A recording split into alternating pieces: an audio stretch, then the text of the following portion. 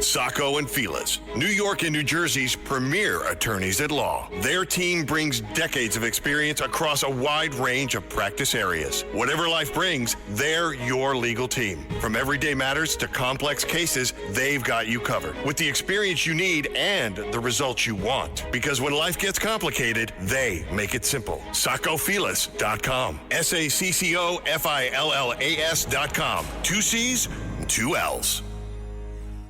Listen, all you New Yorkers. Excuse me. Taxi. Okay, man, we're looking around. This is the 77 WABC minicast. Friday again. Talkers Magazine, and one of the stars at Talkers on Friday, man, was he great. The annual Fireside Chat is the same guy that hosts not one but 2 great shows on ABC. Every weekday at 5 o'clock, it's the Cats and Cosby Show with John and Rita. And then his masterpiece, 8 a.m. Sunday mornings, the Cats Round Table, John Catsimatidis. And I'm not saying this to patronize you because you're my boss and my dear, dear, dear, dear friend. But you killed it with Michael on Friday. Great job, John. You had fun. It was great. I think we all did it. We're getting a copy of the video and the audio. And between me, you, and who else? Lee Harris was very funny. Lee Harris did a very good job, funny. I heard. Yeah. But I heard that also Walter was there. So, I guess that. we missed him. I guess he was there very early because I guess he's working overnight. And he I guess, yeah. Directly here.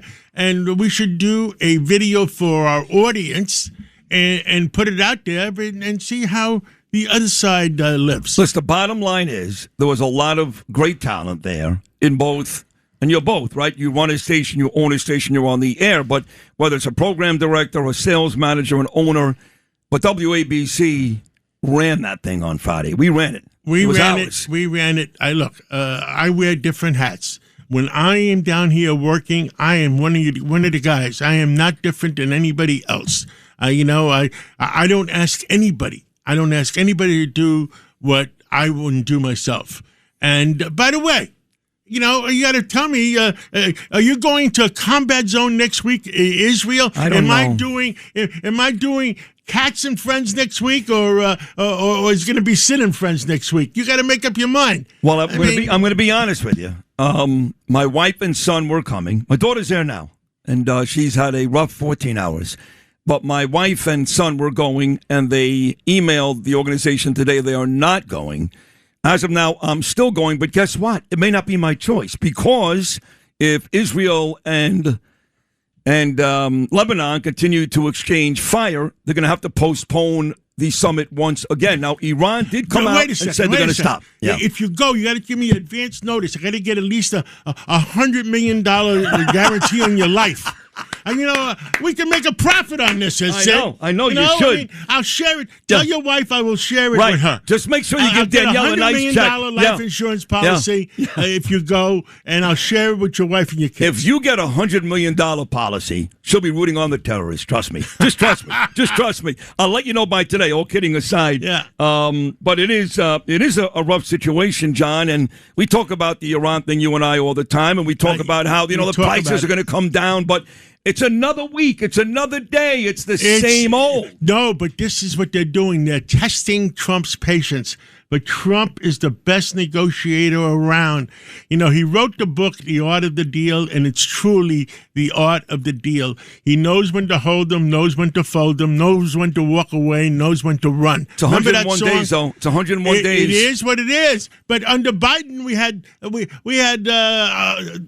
4 years worth of high oil prices. Oh, I know, and wars everywhere. I understand that. The whole thing in Israel started under Joe Biden and Russia and Ukraine. I get it. I'm not comparing the two. I had a big discussion over the weekend with some very important people, and if Harris would have won, I worry about the United States of America would have the 300th year. I agree. No, would have been terrible. Because it's horrible what's going on. The art, we are being attacked in so many ways, and that's one of the subjects I want to talk to you about, Sid, is the fact, and I talked to a couple of people high up in the media community that have common sense. and I talked to some people at the White House that have common sense. I'm not going to mention no names. And the fact is, the current Democratic Party, whoever is running it, there's somebody orchestrating it, somebody running it, but it has a lot of foreign influences in it. And what they're doing is creating a play. In other words, it starts with like Newark, New Jersey. Now, what's happening in Newark, New Jersey?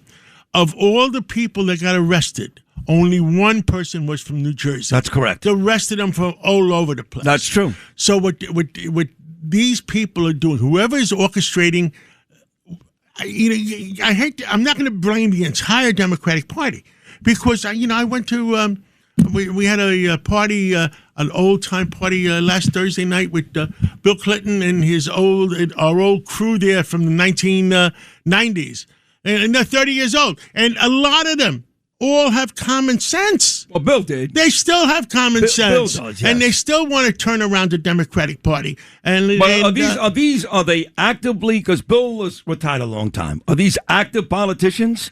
No, they're not. That's the problem. I know David Patterson but, and Bill Clinton have common sense, but they're retired. But and a lot of our old friends were there at the main table. 6 of us were at the main table with President Clinton that were there at the last Christmas party of the White House 26 years ago. Oh, wow. That's pretty cool. And the same 6. That is and pretty we're cool. all alive. We're still there. Yeah, thank God for that. Now, where were we? We were in Newark, New Jersey. So what they're doing is they're orchestrating. They're creating a play. They spend $50,000, $100,000 on paying these people to create a play. And guess what?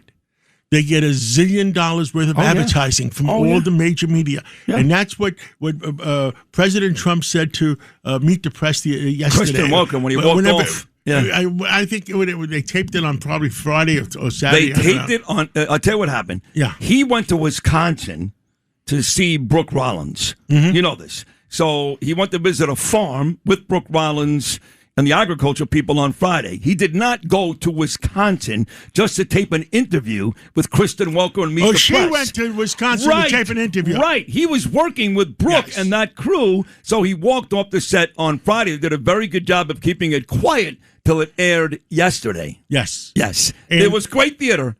And the fact is that what they're doing is they're putting on a play. In other words, they spend $100,000 paying these people creating the play. But then the media gives them $1 zillion worth of advertising. True. $1 zillion worth of advertising. And all the American citizens all over the world, Montana, Indiana, Iowa, all over, say, oh, this is the feeling of the typical United States of America. I'm talking to every listener out there. I'm talking to every American citizen out there. This is an orchestrated party that they're putting together. Agreed. Totally agree. Whether, the foreign influence and foreign money are coming into our country, trying to affect our minds. And this whole thing with whether it's drugs, whether it's, whatever they're doing. I mean, they're trying to make our kids into drug addicts. I can't understand the Democratic Party. They're saying they object to us shooting down those Venezuelan boats. Oh, I know. That was ridiculous. Come on. And what's going on with China and Mexico? There's still a lot of drugs coming in. Fentanyl coming in. Yes. They're killing our kids. They are. 100% true. So I want every American citizen, I don't care if you're a Democrat, I don't care if you're a Republican, I don't care if you're an independent, I want you to think as an American. As an American, because we're under attack. In the violin, there's an old Greek-Italian expression.